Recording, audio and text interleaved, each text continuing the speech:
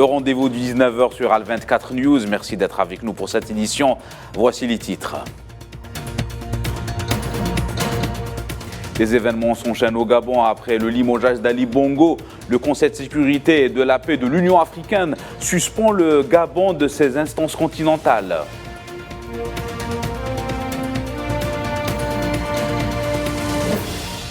Suite à l'incendie d'un immeuble à Johannesburg, en Afrique du Sud, le président algérien Abdelmadjid Tebboune adresse un message de condoléances à son homologue sud-africain Cyril Ramaphosa.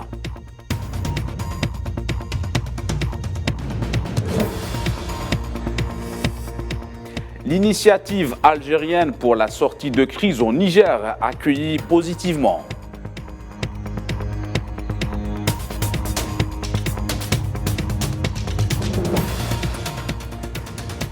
Après 3 ans d'absence, les marches du droit au retour reviennent dans les territoires palestiniens occupés.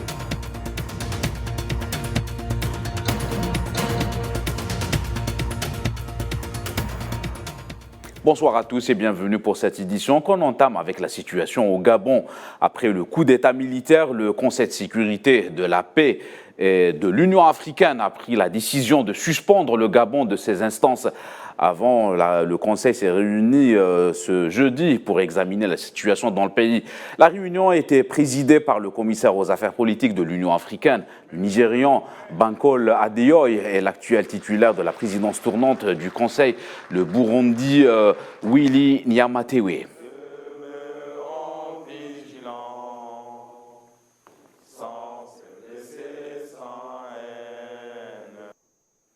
Toujours la situation au Gabon, moins de 24 heures après le coup d'État militaire survenu dans le pays et qui a conduit à la destitution du président Ali Bongo, le CTRI, Comité pour la transition et la restauration des institutions, a nommé le général Brice Oligui Nguema comme président de la transition, selon les termes du colonel Manfumbi, porte-parole du CTRI.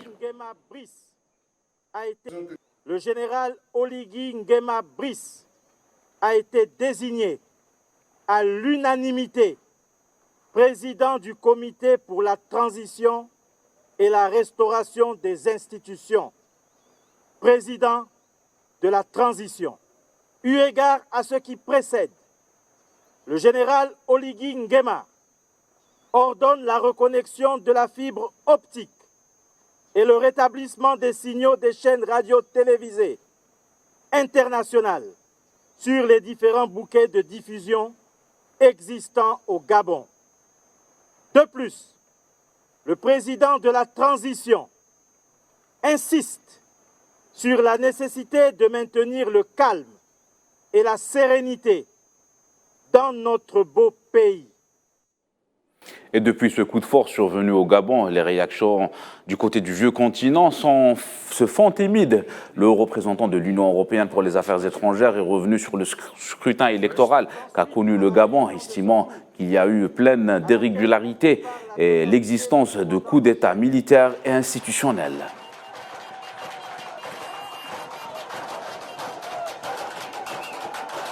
Los golpes d'Estado militares, pues, no son la solution. Naturellement, les coups d'État militaires ne sont pas la solution, mais nous ne devons pas oublier qu'au Gabon, il y avait eu des élections pleines d'irrégularités. Et il existe aussi des coups d'État militaires et institutionnels pour lesquels les armes ne sont pas nécessaires.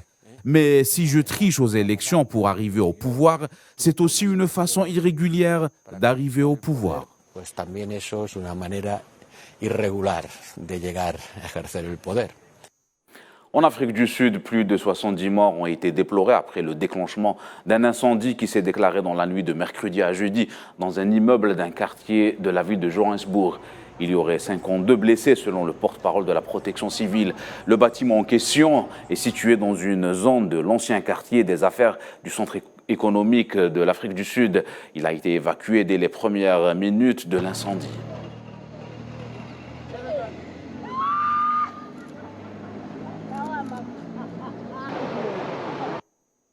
C'est dans ce contexte que le président sud-africain Cyril Ramaphosa a présenté ses condoléances aux familles des victimes en espérant d'éviter une telle tragédie dans l'avenir.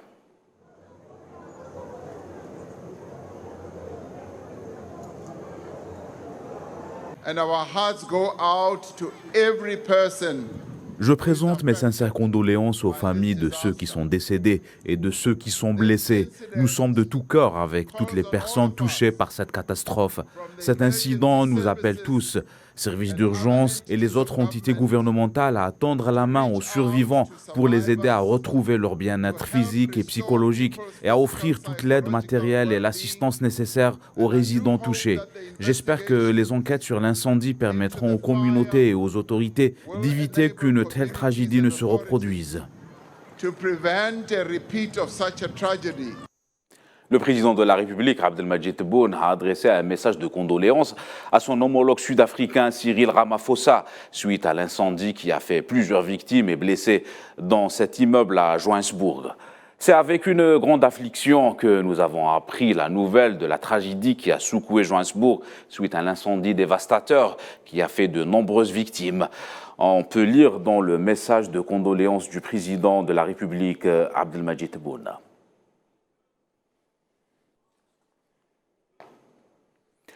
L'Union européenne est en train de préparer le terrain pour imposer des sanctions aux membres de la junte qui a pris le pouvoir au Niger le mois dernier, a déclaré le chef de la politique étrangère de l'Union européenne, Joseph Borrell. En décidant des sanctions, l'Union européenne s'efforcera de refléter les mesures prises par la CEDEAO, l'Organisation régionale d'Afrique de l'Ouest, a affirmé Joseph Borrell concernant le coup d'État au Niger.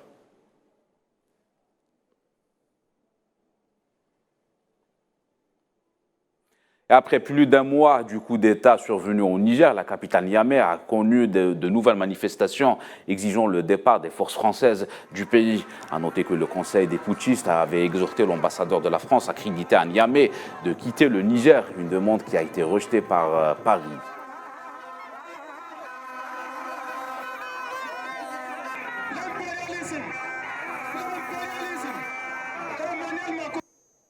Et devant l'agitation qu'a connue le Niger ces derniers jours suite au coup d'État militaire contre le président Mohamed Bazoum, l'Algérie, qui partage près de 1000 km de frontières terrestres avec ce pays voisin du Sud, n'a pas tardé à réagir en proposant une solution politique à la crise, une solution qui s'axe sur 6 points majeurs.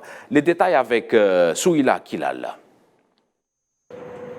La diplomatie algérienne a enfin dévoilé les contours d'un plan de sortie de crise au Niger proposé par le président Abdelmadjid Tebboune. Cette initiative vient couronner les consultations entreprises par le ministre algérien des Affaires étrangères, Ahmed Attaf, avec les parties concernées au Niger. Reposant sur 6 points principaux, le plan proposé par Alger s'inscrit dans le cadre d'une vision garantissant le respect du principe de rejet des changements anticonstitutionnels et l'adhésion de toutes les parties autour de l'option pacifique, loin de toute intervention militaire. L'initiative propose en outre un délai de 6 mois pour la mise en œuvre d'une solution politique devant aboutir au rétablissement de l'ordre constitutionnel et démocratique au Niger à travers la reprise de l'action politique dans le cadre de l'état de droit. Par ailleurs, le processus de sortie de crise doit, selon l'initiative algérienne, être mené par une personnalité civile consensuelle, faisant l'unanimité et acceptée par toutes les factions de la classe politique au Niger, afin d'aboutir au rétablissement de l'ordre constitutionnel dans ce pays. Le plan algérien prévoit également des consultations avec les pays de la région et les puissances internationales favorables à une solution politique au Niger. Saluée par le conseiller du président nigérien déchu Antinekar Al-Hassen, l'initiative d'Alger semble être bien accueillie. Si les putschistes aiment le Niger et son peuple, ils doivent se conformer à l'initiative d'Alger. Nous proposons la désignation d'un nouveau chef du gouvernement dévoué à la cause nationale et africaine et la formation d'un gouvernement d'union nationale représentatif des 11 franges ethniques reconnues par la Constitution. Enfin, Alger propose la tenue d'un congrès international consacré au développement de l'ensemble de la région du Sahel sous l'égide des Nations Unies. Actualité continentale toujours, lors d'un vote sur le projet de résolution concernant la prolongation des sanctions à l'encontre du Mali, Moscou, et par la voix de son représentant au Conseil de sécurité de l'ONU, a voté contre la résolution qui n'a pas pris en considération les préoccupations de Bamako et la position russe, selon Vassili Nebenzia, ambassadeur de la Russie à l'ONU.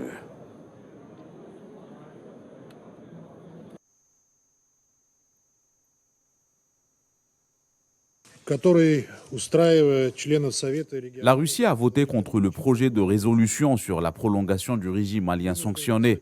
Malheureusement, bien que nous ayons insisté à plusieurs reprises sur la nécessité d'une approche constructive et d'un compromis raisonnable, les textes n'ont aucunement pris en considération les préoccupations de la partie malienne ou la position de la Fédération de Russie. Direction la Centrafrique, le président centrafricain Faustin Archange Touadéra a promulgué la nouvelle constitution du pays, a adopté à l'issue du référendum du 30 juillet dernier, selon un décret présidentiel. Cette promulgation intervient 10 jours après la publication des résultats définitifs par la Cour constitutionnelle, selon lesquels le oui a recueilli plus de 95% des voix contre 4,97% du non, avec un taux de participation à plus de 57%.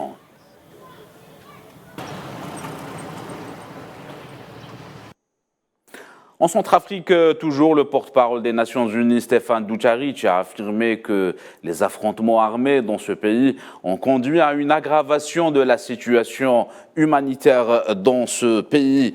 Le porte-parole de l'ONU travaille avec les autorités locales de l'État de Mombourg pour trouver une solution rapide à l'insécurité persistante et que la mission poursuit ses efforts pour contribuer à la protection des civils.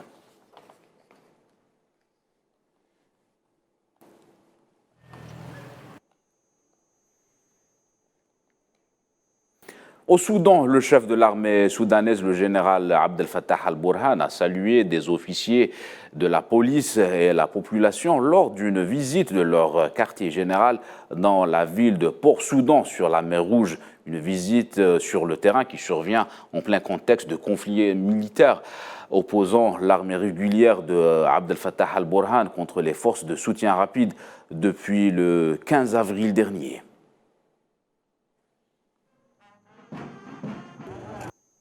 Au Soudan, toujours plus de 4,8 millions de personnes ont fui leur foyer en raison de la crise qui persiste et ses répercussions humanitaires dans le pays depuis le déclenchement des hostilités. À noter qu'un flux important de réfugiés humanitaires s'est dirigé vers le Tchad voisin, fuyant les combats de plusieurs villes, notamment la capitale Khartoum.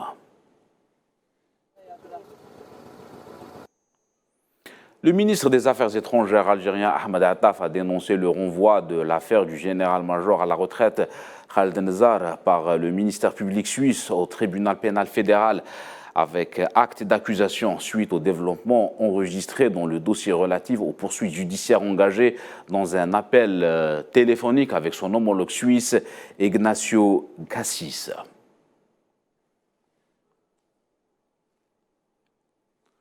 Dans les territoires occupés de la Palestine, les Palestiniens ont repris depuis hier les marches du retour en signe de protestation pour la levée du blocus sur la bande de Gaza. Des marches qui étaient suspendues depuis l'année 2020 en raison de la pandémie du Covid. Le point sur la situation avec Iman Merad.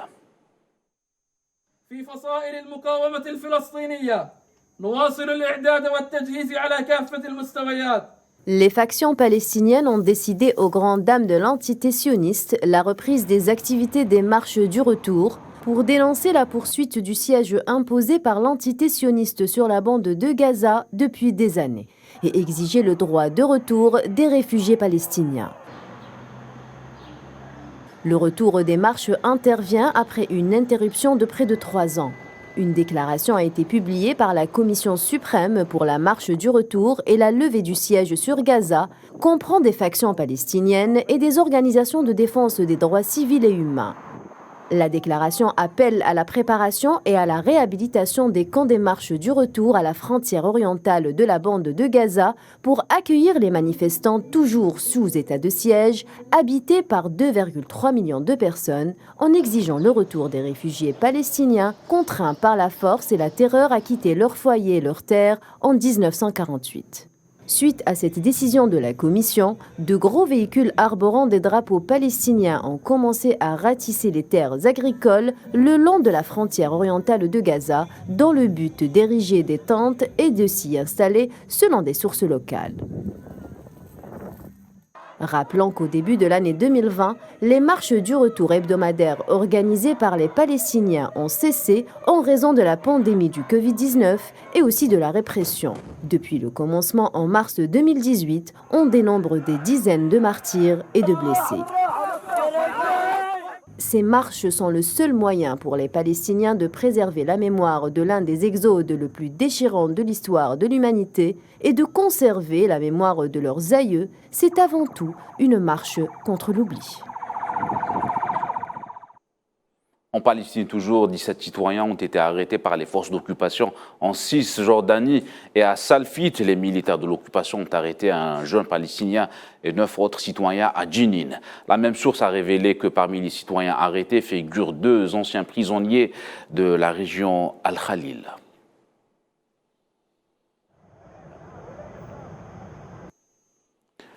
Dans les territoires occupés de la Palestine, toujours, les autorités d'occupation ont condamné le prisonnier Ahmed Jamal du camp de Jenin à la réclusion à perpétuité et 26 ans d'emprisonnement. Le directeur du club des prisonniers de Jenin, Montasser Samour, a rapporté que les autorités d'occupation ont condamné le prisonnier qui est en détention provisoire depuis le 18 janvier 2018. Le président syrien Bachar al-Assad a reçu le ministre iranien des Affaires étrangères Hossein Amir Abdollahian à Damas pour discuter des relations bilatérales et de la coopération entre les deux pays. Abdollahian est arrivé mercredi soir à Damas à la tête d'une délégation officielle où il a rencontré le Premier ministre syrien et les deux parties ont discuté des mécanismes de suivi de la mise en œuvre des accords et des ententes conclues lors de la visite du président iranien Ibrahim Raisi en Syrie. Le président biélorusse Alexandre Loukachenko a estimé que les accusations des pays baltes et de la Pologne concernant la présence du groupe Wagner sur son territoire comme des charges infondées, notamment pour ce qui est du départ de ce groupe de son pays.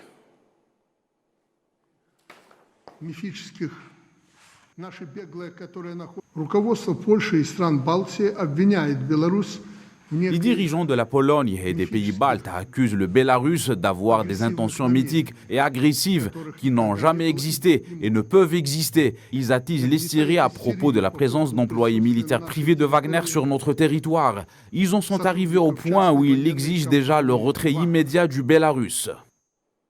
Le département d'État américain a informé le Congrès de l'octroi d'une enveloppe de 80 millions de dollars qui serait la première aide pour Taïwan dans le cadre du programme de financement militaire à l'étranger. Une annonce qui a suscité l'ire de Pékin. Pour la Chine, l'aide et les ventes militaires américaines à Taïwan ne font que nourrir le complexe militaro-industriel américain tout en nuisant à la sécurité et au bien-être des compatriotes taïwanais.